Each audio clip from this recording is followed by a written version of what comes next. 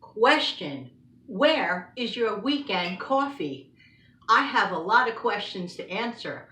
Come back. Bring your coffee. Bring your tea. I want to answer your questions. Thank you for submitting them.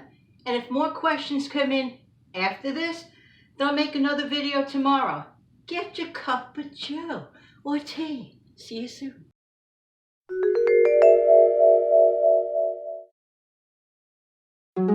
Hi, this is Jan from New York City, and welcome to the Weekend Chat. Hope that everyone's doing well.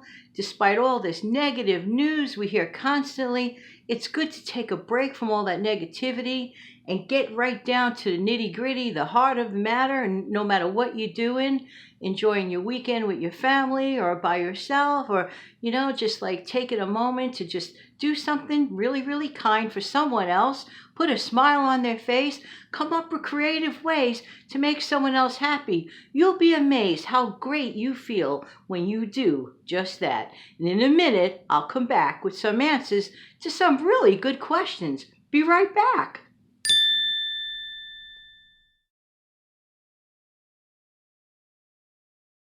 Welcome back to the Weekend Chat. I really do appreciate your sticking around.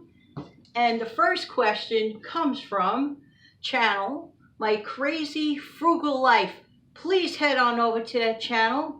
There's an amazing recipe. Well, there's a bunch of recipes, but I came across an apple cake recipe. If you like apple cake, you cannot bypass this. Here's a question. Do I wish that I could move to another state? Actually, in answer to your question, I was living in another state for a period of time, so I know what it's like. Do I miss teaching? No, because I'm still teaching. Got it? Do I like living in New York? No, I love living in New York. It's where I was born. It's in me. No matter wherever I will ever relocate one day, if I do. Once a New Yorker, always a New Yorker. It just doesn't leave you. I love the noise. I love the crowds. I love hearing the fire engines at 2 in the morning. Look, not all the time. Let's just say that I'm used to the hum of the city. But that doesn't mean I can't get used to anything else. I'm just used to it. Not everybody can get used to it. But once you do, you just might get hooked. And I know that there are many beautiful, wonderful, great cities all over the place. This just happens to be the one that I was born in. So I hope that answers your question.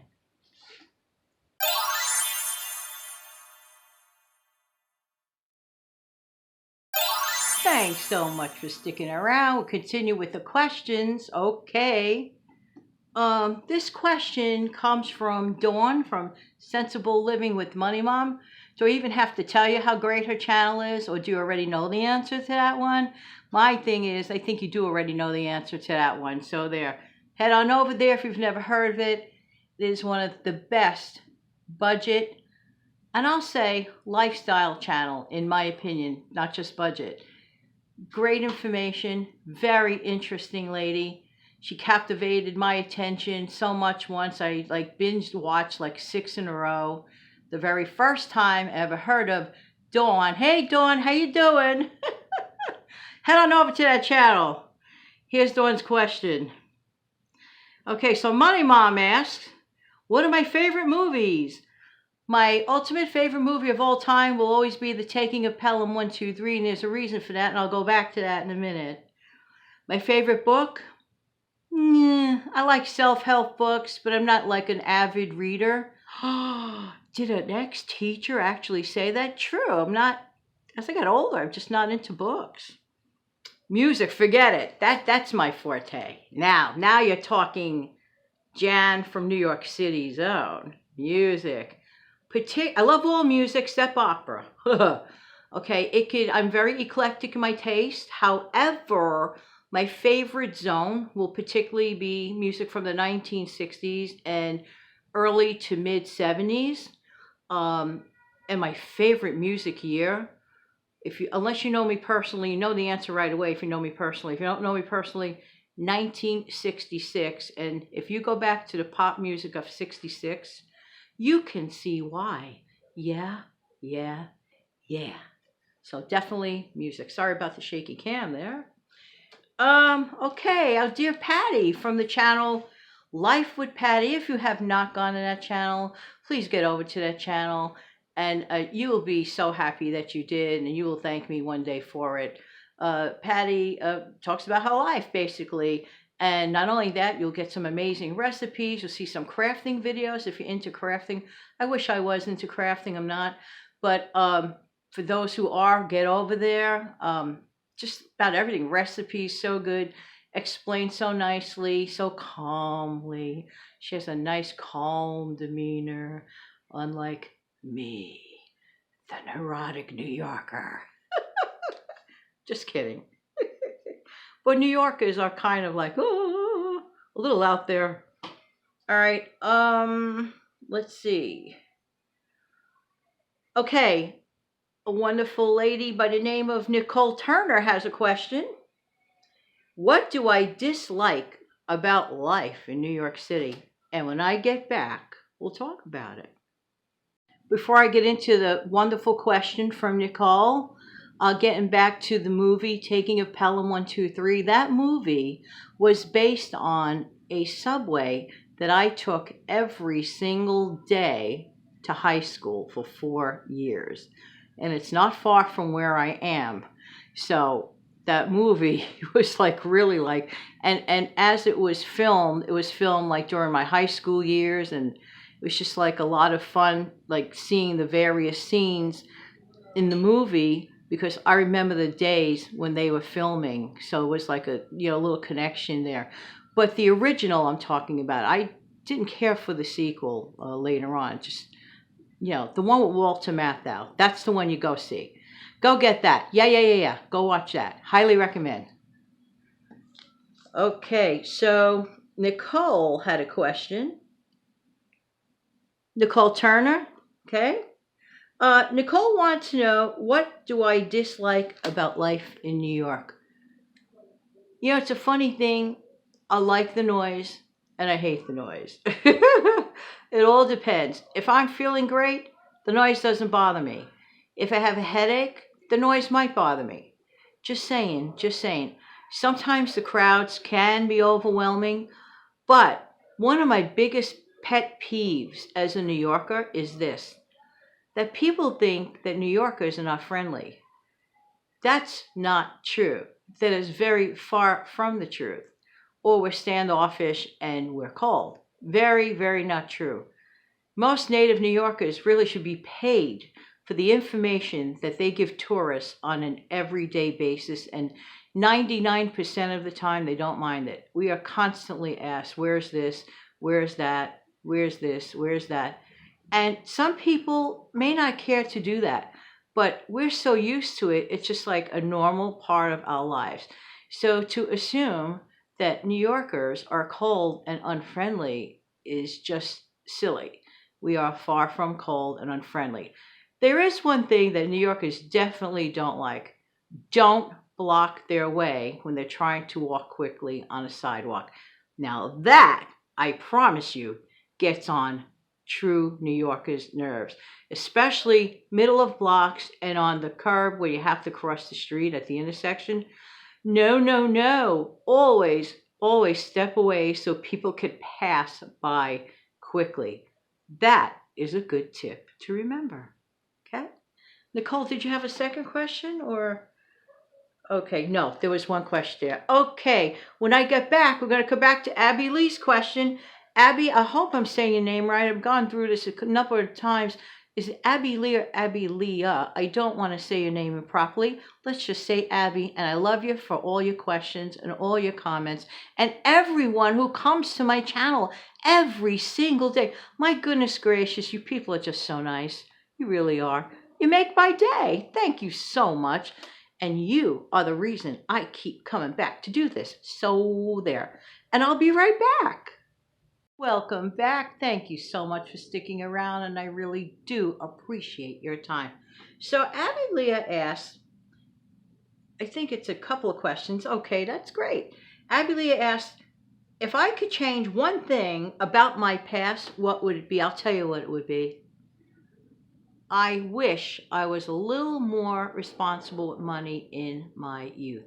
I made some very silly decisions. I trusted the world.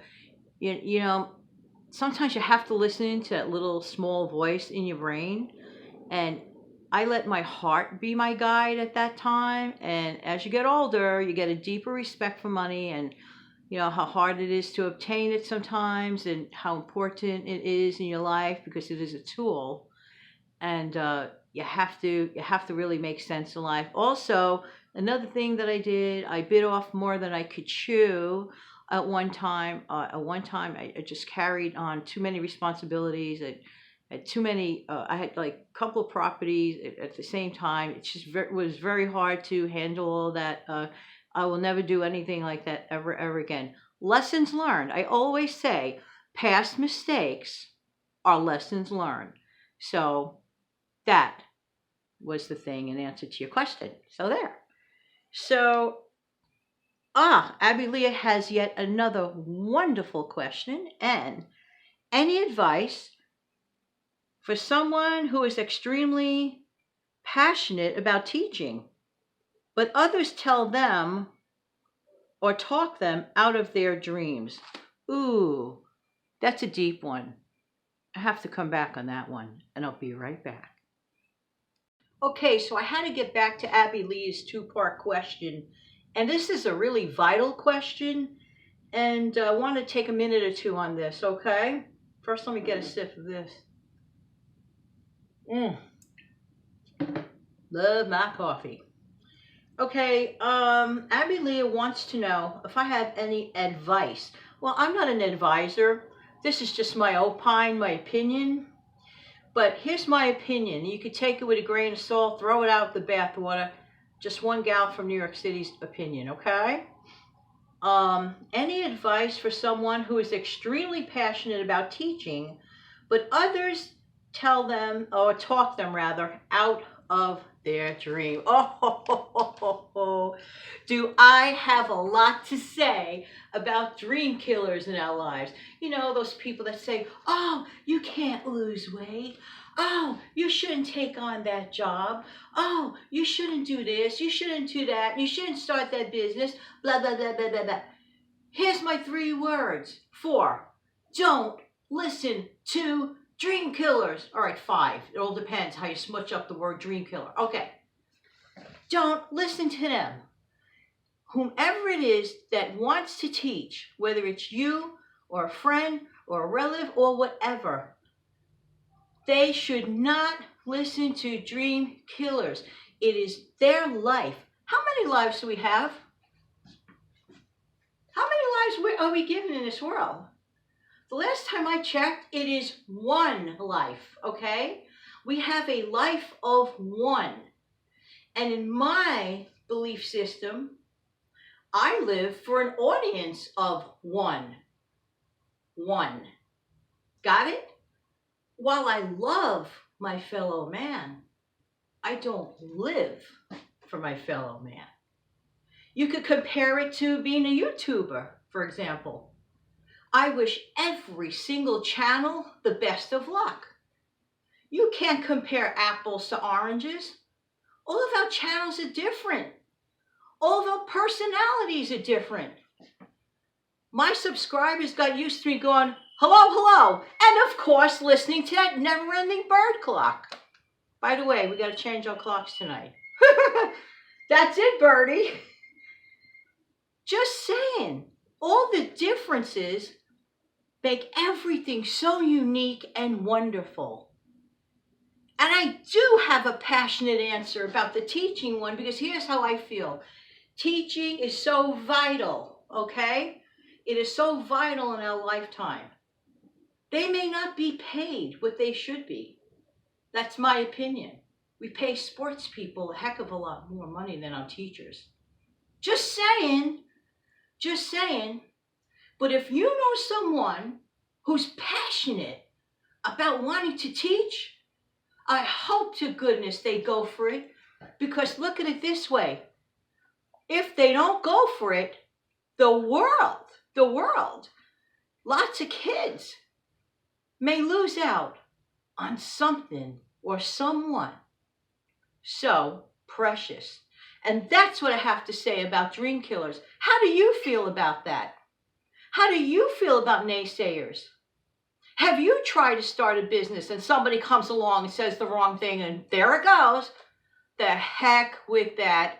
Poo on it and hogwash. And that's my opine. So there. You see? I get a little passionate. Anyway, thanks for all your questions. Thanks for being here. Did I tell you today that I appreciate you? Well, if I haven't, I want to let you know that I do. Don't forget to come back next week for another weekend chat. And if there happens to be more questions, I'll answer them tomorrow if there's a tomorrow show, okay? If not, I'll see you on Monday. Thanks again for stopping by. Hope you enjoyed your drink too. Have a great day.